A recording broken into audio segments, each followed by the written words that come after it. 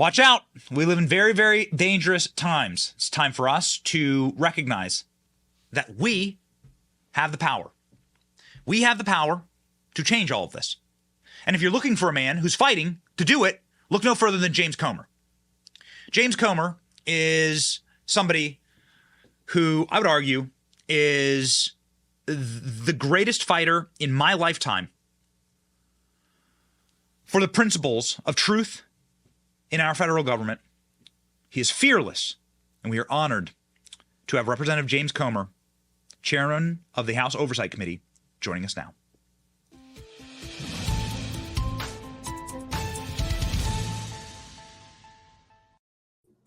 Representative, you must forgive me. I was planning on covering the whistleblower all the way up and then leading in, because I know this whistleblower drop has been massive. The FBI, and so instead of covering it, I would like to talk about it with you together. So you now have a corroborating whistleblower with the IRS whistleblower from the FBI, but this Donald Trump indicting for January 6th. This is the bombshell news that dropped right before we went live, so we had to cover it. Do you agree with my assertion that they're going to use the Section 3 of the 14th Amendment to try and disqualify Donald Trump for president? Yeah, that's what their whole plan is. Look, they can't understand why Donald Trump's so popular with the people. They don't realize that a lot of Trump's popularity, in my opinion, is based on the fact that the American people dislike them so much. They distrust our government. They distrust our mainstream media.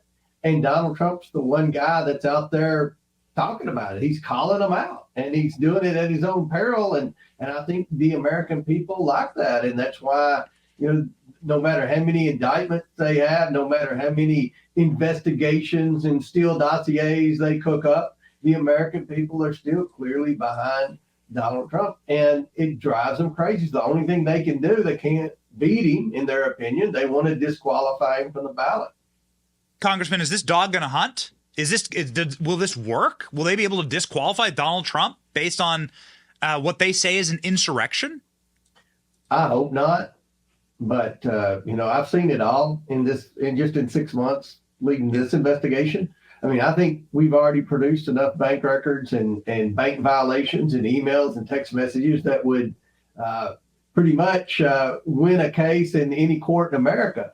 But yet with the mainstream media and with the Democrats and with our Department of Justice, it's not enough information. Not only that, they want to say, well, we haven't tied Joe Biden to any of this, which is preposterous. So tomorrow should be a good day. We've got two of the highest ranked IRS employees in their international criminal division that are voluntarily coming forward.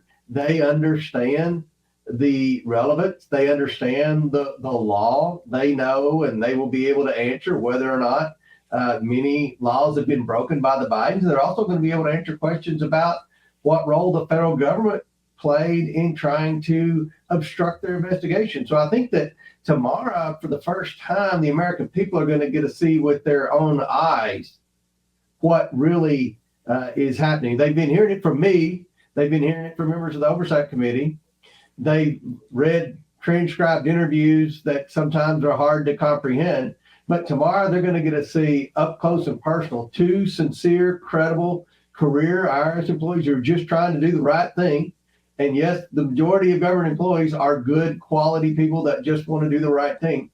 And they're going to hear stories about how they've been obstructed, how they were not only wanting to talk to Hunter Biden, they were wanting to talk to Joe Biden, who obviously is the centerpiece of this whole investigation. So I think tomorrow has the potential to open a lot of eyes and to make a lot of doubters realize that this is a serious, credible investigation. And we're the only body in America that's investigating this stuff. FBI hasn't investigated. The 1023 form showed that. The IRS wasn't able to conduct an investigation. You're going to hear that tomorrow from the whistleblowers. And we know Merrick Garland hasn't done a darn thing. So I have a number of follow-ups here. I would be remiss. Sometimes the breaking news cycle happens so quickly. Yeah. And it's enraging, actually, because I wanted to do 20 minutes talking about this massive bombshell that the Oversight Committee dropped last night, where the FBI's Wilmington office supervisor or special agent is now corroborating what the IRS whistleblower is saying. Can you please illuminate for us the details of this breaking story? Because this should be the number one story in the world right now. You've just blown the case wide open. Yeah, it should be, but they always find something to make headlines with Donald Trump on. Yes, just mysteriously they did that again this morning. But what this FBI agent confirmed was what the IRS whistleblower said. They were ready to go and interview Hunter Biden for multiple tax crimes. And at that point, someone tipped off the Secret Service and, get this, the Biden transition team, because this was at the point in time when Joe Biden was fixing to assume the presidency. They tipped off the Biden transition team and the Secret Service. And to make a long story short, they never got to interview Hunter Biden. So it just, our government tried to make it go away because they realized that multiple crimes had been committed. And again, it's another example of a two-tier system of justice. And it shows that there were people in the federal government that realized it's illegal to create a bunch of shell companies. It's illegal to launder money. It's illegal to accept bribes from foreign nationals. And it's illegal not to pay taxes on money you make. So it's illegal to not be a registered foreign agent if you're working as a foreign agent. All of these things are serious crimes that would lend any other American decades in prison. But yet they were told to stand down in their investigation because it was Joe Biden. We've had multiple federal prosecutors on the program talking about the gun crimes they've brought against people, talking about the tax crimes they've brought against people, saying that Hunter Biden should presumably be spending the rest of his life in prison. I think everyone is in agreement on that. Merrick Garland, there's reporting out there that they may be pulling back this sweetheart deal that they have for Hunter Biden based on the work of your committee. Do you have any insight on that? Well, they should. I think if they look at public opinion's clearly on the side that the Republicans on the House Oversight Committee are on. Look, this doesn't make sense. Anyone whose last name's not Biden wouldn't have gotten anywhere near a plea deal that he got. We think he owed about 4 times in federal taxes. Remember, he owed $2 million. We think that number is probably 4 times that amount. We think he violated RICO laws. We think he violated money laundering laws. We think he violated the Foreign Agents Registration Act, which is a very serious law to break. And we think Joe Biden not only knew about it, but played a central role in this, which is even more concerning because he's the president of the United States. Yes. So I think that the Department of Justice is realizing they have a problem here. And it amazes me that the media goes on TV and they talk about Biden's low poll numbers and say, well, this is a result of his age and his appearing frail on TV and his proneness to make gaffes. I think it's a direct result of the American people realizing, wait a minute, his granddaughter got a wire from a Romanian foreign national and his son committed all these crimes and never went to jail when our prisons are full of African Americans and other minorities who had minor drug possessions and illegal possession of a firearm, but this white privileged son of the president of the United States gets off scot-free. I think people are realizing that. Yes, I think this is I think this is the one time that I would completely agree that there is such a thing called white privilege, just white Biden privilege, just needs a rejoiner. And the only grandchild that didn't get a terminology, I'm just using their terminology. That's right. The only grandchild that didn't get a wire is the one in Arkansas. Yeah. Yeah. The one that you won't acknowledge. So what does this say about Joe Biden and his culpability here? What are the constitutional ramifications here for Joe Biden and his administration? Will Merrick Garland get impeached? Will Christopher Wray be brought in and asked, why the hell didn't you give us this FD 1023? Why would you hide the fact that there were recordings? I guess there's a lot of questions that come to mind. Two-parter here. Do the recordings exist? And then what are going to be the consequences for this administration? Well, the whole purpose of Grassley leaking the information that the 1023 said that there were recordings is to prove the fact that the FBI never tried to determine whether or not there were recordings. They never investigated it. And you have a credible human informant, the most credible human informant, according to the FBI, in the whole bureau, that said he spoke with this Ukrainian oligarch who said he had bribed the Bidens. Now, that right there should have been enough to investigate. But if they had investigated it, they would have seen, wait a minute, the Treasury cabinet has all these bank violations called suspicious activity reports that detail concern that the family's laundering money. In that 1023, the oligarch bragged that investigators would have a hard time finding the bribes he sent the Bidens because they sent it through so many different bank accounts.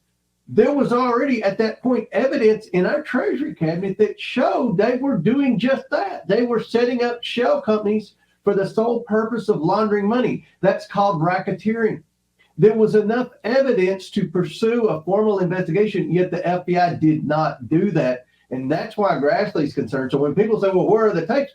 I don't know where the tapes are. All I know is that what the paid human informant said is consistent with what we've seen in the Treasury cabinet with the bank violations, what we saw in Romania right after Joe Biden left Romania and his family started, including his granddaughter, started getting wires from foreign nationals. So we would have launched a formal investigation at that time if we had known of all the evidence the FBI was sitting on, that Treasury was sitting on, and the Department of Justice was sitting on, and the IRS.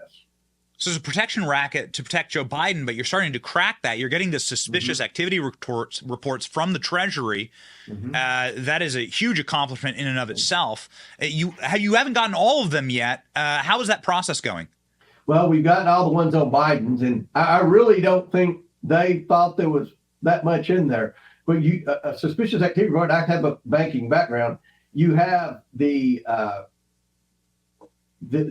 person the violator that's issued the report. Then you have subjects of the report. I don't think that Treasury had paid much attention to the subjects, and that's where we learned about all the different Biden family members. Because if Hunter Biden got a wire from China, from the Chinese Communist Party, and then he immediately wired money to his nieces and nephews and his daughter and his uncle and his girlfriend and his ex-wife, then they would be subjects of that suspicious activity report. So now what we're requesting are suspicious activity reports pertaining to Ukraine, pertaining to Burisma, all based upon that Form 1023 that the FBI has been hoarding all these years. Because we believe that we may learn about where money was wired that would substantiate the $5 million claim. And right now, Treasury's refusing to give it to us. So we're in another battle. Everything's a battle. People say, well, why don't you do this? Why don't you bring this person in? We are trying. It is a battle. We're fighting the Department of Justice. We're fighting the FBI. We're fighting the Secret Service. We're fighting the IRS. We're fighting the media. We're fighting the Democrats. But I think we've produced a lot of information already, and we're just getting started. Incredible, ladies and gentlemen. I mean, just incredible. Mr. Chairman, you did say on your announcement of this, day one, that you are going to be looking into human trafficking. Now, the number one movie in America is Sound of Freedom. And there is a large amount of people that are very concerned and now have a lot more visibility into this billion-dollar, sick, demonic sex trade. Now, you've come on this program and you said that you believe that Hunter Biden may be involved in some level of human trafficking. Can you expound on that, particularly given the amount of awareness now that that culture has about this sick, depraved practice? And that aspect's something that Marjorie Taylor Greene is taking the lead on, and she may have questions about that tomorrow. But with what I mentioned, there is a suspicious activity report of an escort service in Florida that Hunter Biden was wiring money that he received from China in one of his shell companies that he would then turn around and wire directly to the escort service for services, right? And the bank issued a suspicious activity report on the escort service because the subjects of the escort service were the females that were providing the service. They were here illegally from Ukraine and from Russia. And the bank was concerned that these may be victims of human trafficking. They were also concerned that this was an escort service, which is illegal in the state of Florida. So, that's another thing they could have gotten the president's son on. They got him on a minor gun violation. They could have gotten him on, spending hundreds of thousands of dollars for escorts in California and Florida, 2 states where that's illegal. Yeah. It's just such a sick and depraved thing. And your work is just so exceptional here. What is the number one thing you're expecting? And final question here, tomorrow, as those IRS whistleblower agents come forward to your committee, what should we be watching out for? What questions are you going to ask? What revelations will the American people see? Well, 2 things. We want this to be a substantive hearing. These IRS agents, according to the transcribed interview they gave to the Ways and Means Committee, they knew about a lot of these shell companies. They knew about the bank violations at Treasury. So we're going to ask pretty detailed, substantive questions about specific crimes that were committed. And look, who determines if crimes were committed? Who determines if tax crimes are committed? The high-ranking IRS employees in charge of international tax crime investigations. And that's who we have as witnesses tomorrow. So we want to know if there were crimes committed, number one. And number 2, we want to know if the government played a role in a cover-up. I think I know the answer to both questions, but tomorrow we'll find out. Ladies and gentlemen, the greatest fighter currently serving in office right now in our country, Oversight Chairman James Comer. Please go follow him on social media. 116,000 followers. Here is his Twitter account. And ladies and gentlemen, say a prayer for James Comer. He is fighting a multi-headed beast in Washington, D.C. Godspeed, sir. Thank you.